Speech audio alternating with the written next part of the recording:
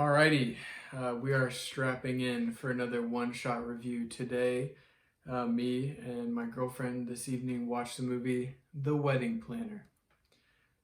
So if I'm thinking about this movie, obviously I'm going to plug it in the same system as everything else, but I wouldn't normally watch a movie like this. I think that maybe just by the look of me, people could tell that, but um, that being said, we'll jump right into it.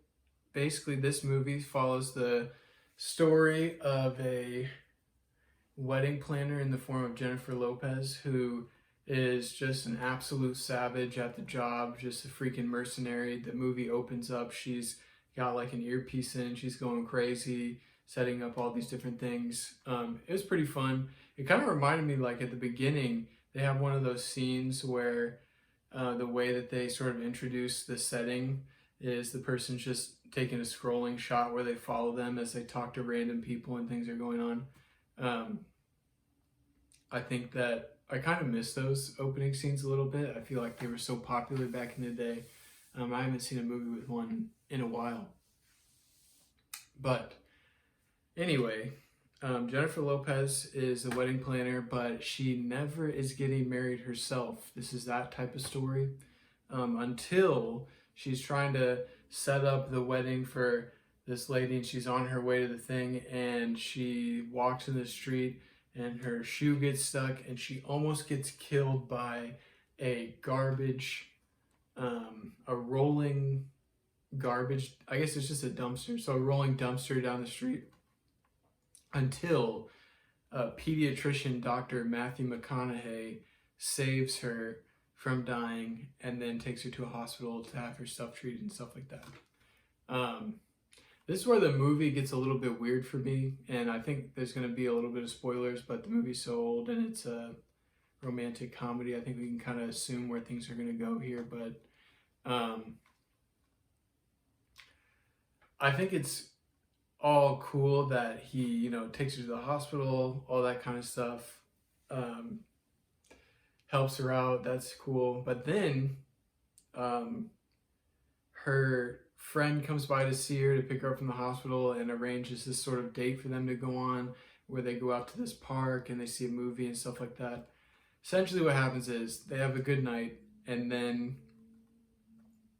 we find out that he is the groom of the latest wedding that she's planning.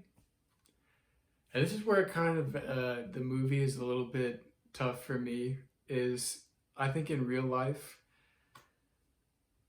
like, that's cheating. Like, this dude went on a whole separate date outside of his relationship where he's engaged.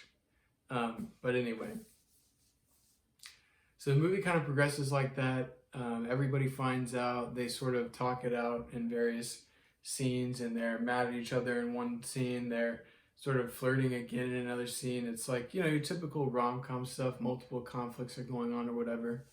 But then, like any good movie, there's some conflict where people choose the option that's not the happily ever after, and we sort of wait around for a little bit until everybody, everything works out in the end, and it is as it normally is for a romantic comedy. But I think, just to sort of wrap this up, and to summarize my thoughts, I think the movie was pretty good. I'm not really a fan of this genre. Not that I'm not a fan, but it's not really my cup of tea. So, but all in all, I think it wasn't a waste of my time, and I had a good time watching it with my significant other. And yeah, it was pretty good. There were some goofy moments. There were some times we laughed out loud. It was definitely, I think, in the terms of maybe what the movie was trying to accomplish, it definitely did that. So I think if I'm plugging this one into the do you see it, where do you see it, whatever, obviously the only way to see this would be at home, so there's no reason to talk about the theater. I would say, yeah, if you're looking for a date night movie and you need to watch a movie that would be more into this genre, then this movie's fine. It's all good. I would definitely watch it. I have it on Blu-ray because I buy physical media, but I'm sure there's somewhere where you can stream it. But yeah, and then if I would put it in the out of 5, I think for me, I would have to give this one a 3, maybe a high 3, but just a 3 right now. And yeah, so that's it. That's the movie.